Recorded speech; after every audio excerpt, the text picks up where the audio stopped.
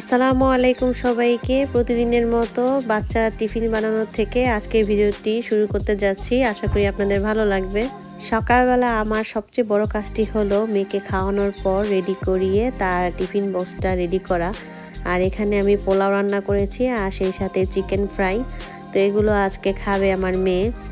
আমরা যারা গৃহিণী আছি তাদের কাজে কিন্তু রান্না বান্না করা সারাদিন, আর সেই সাথে ঘরের যদি কোনো সুন্দর জিনিস বা অনেক দিন পরে যে জিনিসটা অনেক আশা করে আমরা থাকি সেটা যদি পাই তাহলে তো কোনো কথাই নেই। আমারও কিন্তু শখের জিনিস আছে, তো সেই শখের জিনিসটা কি পরে শেয়ার করব। আর এদিকে আমার হাজবেন্ডের জন্য আস্ত একটা মাছ আমি ভেজে দিয়েছি, সেই সাথে এখানে মুরগির মাংস রান্না করছি। তো মুরগির মাংসটা আমি কষিয়ে রান্না করছি। ও যা বলছিলাম, শখ কিন্তু প্রতিটি মেয়ের কিন্তু আছে, তো শখ ছোট হোক বড় হোক শখই। তো আমারও কিন্তু শখ আছে, তবে আমি হট করে সব কিছু কিনি না। আমার সময় লাগে। আমি অনেক ঘুরে ঘুরে কেনাকাটা করতে পছন্দ করি। তো অনেক দিনের অনেক কিছু স্বপ্ন বা শখ বলেন আমার আছে, তো আস্তে আস্তে সেগুলো পূরণের পথে। যেহেতু আমাদের এটা নিজেদের বাড়ি, তো সেই অনুযায়ী আমরা খুব ধীরে সুস্থে যে জিনিসটা আমাদের জন্য বেস্ট সেই জিনিসটা খুঁজে খুঁজে বের করার চেষ্টা করছি। এখন আপাতত ওরকমভাবে সাজাচ্ছি না কোনো ঘর। এখানে কথা বলতে বলতে আমার মুরগির মাংসটা হয়ে গেল, সেই সাথে পোয়া মাছ রান্না করেছিলাম আজকেও। সেই পোয়া মাছ কিন্তু খাওয়া শেষ, এখন মাত্র এক পিস আছে, সেই সাথে টমেটোর চাটনি। আসলে অনেক কিছু রান্না করা হয়, মাঝে মাঝে শেয়ার করা হয় না। আর এখানে মাংস আর হচ্ছে পোলাও আর ভাত তো আছেই। তো এগুলো আমাদের খাবার। রান্না বান্না করার পর খানিকটা রেস্ট নেওয়ার জন্য চলে আসলাম বাইরে কিছুক্ষণ বসার পর বেশ ভালো লাগছিল।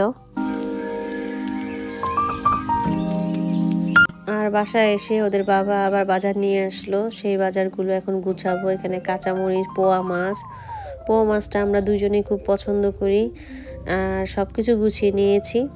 তারপর রান্নাঘরটা পুরো ক্লিন করেছি। ক্লিন করার পর ওরকম ডিপ ক্লিনের মতো করিনি। ডিপ ক্লিন তো আমার অবশ্যই করতে হবে, যেহেতু অনেক দিন যাবত কিন্তু রান্নাঘর ওরকমভাবে ক্লিন করছি না।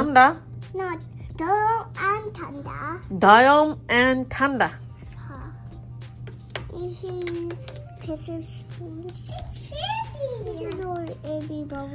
চামচ দিয়ে মানুষ গোসল করেনি।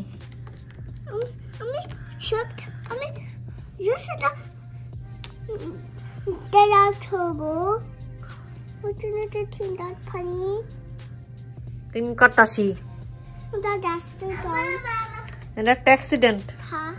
তা তুমি কেয়ারফুলি কেন করলা না? বেশি পানি দিছো কেন? আরে বেশি ক্লিন করতেছ?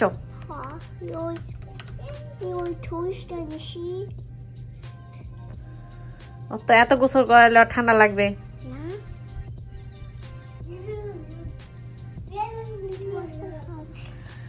কতখানি পানি রাখছে?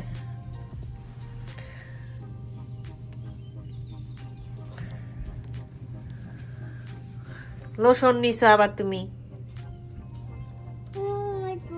লোশন নিছো কেন?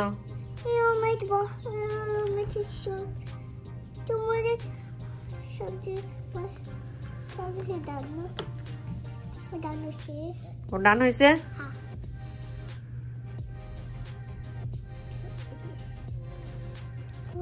আর এই তো এখন চলে আসলাম শখের জিনিস খোঁজে। তো আউটডোরের জন্য আমরা ফার্নিচার কিনবো। তো ঘুরে ঘুরে দেখছি কোন ফার্নিচারটা আমাদের বেশি ভালো লাগে। তো খুবই সুন্দর সুন্দর ফার্নিচার, দেখতে থাকেন।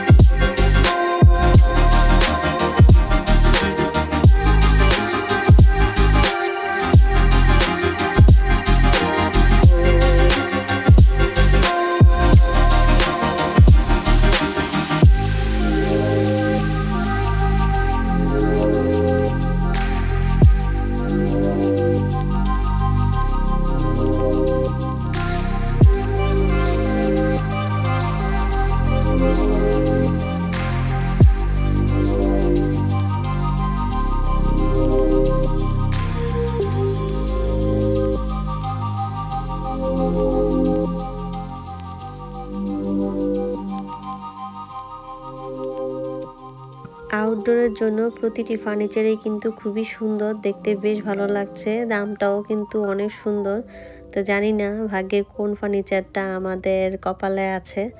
অনেক অনেক দাম, তো আউটডোরের জন্য এত দাম দিয়ে আসলে কেনাটা আমার কাছে মনে হয় না যুক্তিসঙ্গত, যেহেতু আমরা ওরকম লেভেলের মানুষ না যে বাইরের জন্য হাইফাই জিনিস কিনতে হবে।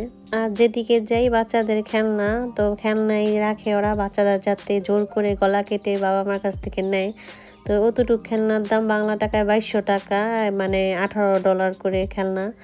আর এদিকে কিচেনের সাইডটাও দেখলাম খুবই সুন্দর, ভাবছি আমরা কিচেন রুমটা চেঞ্জ করব, তবে এখন না, এরপর দেখে রাখলাম, আপনাদের সাথেও শেয়ার করলাম।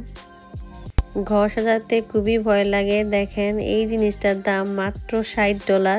তো দেখতে দেখা যায় মাত্র 60, বাংলা টাকায় 7300 টাকার মতো পড়ছে। এই কি একটা জিনিস, দাম বাংলা টাকায় 7300 টাকা, তো খুবই দাম অনেক। এই ফুলগুলোর দাম $50, মানে বাংলা টাকায় কত হবে, 6000 টাকার মতো। অনেক আপুদের কিন্তু ঘর সাজাতে আমি রিজনেবল প্রাইজে জিনিসপত্র কিনতে দেখি, তো তাদের কথা যদি আমি কম্পেয়ার করি, আমার এক্ষুনি মনে হচ্ছে বাংলাদেশে যাই আর লাগেজ ভর্তি করে জিনিসপত্র ঘর সাজাতে যেগুলো লাগে সেগুলো নিয়ে আসি।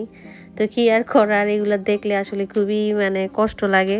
তবে এখানকার লাইটগুলো আমার ভীষণ ভালো লাগে, স্ট্যান্ড লাইট বলেন, তারপর ঝাড়বাতি বলেন, বিভিন্ন মডেলের এত সুন্দর সুন্দর লাইট, যা দেখতে আমার ভীষণ ভালো লাগে।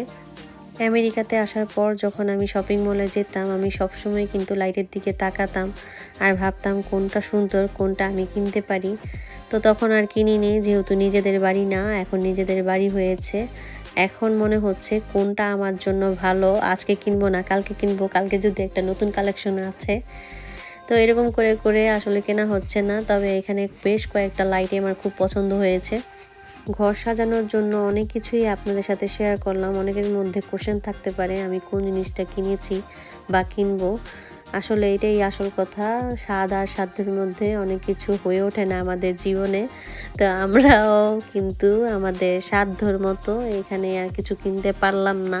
আর প্রতিটি জিনিসই কিন্তু দেখেন পছন্দ হওয়ার মতো, কিন্তু অনেক এক্সপেন্সিভ, এত এক্সপেন্সিভ যে আসলে এগুলো কেনাটা সম্ভব হবে না। তো আজকের মতো তাই এখানেই বিদায় নিলাম। সবাই ভালো থাকবেন, সুস্থ থাকেন, আল্লাহ হাফেজ।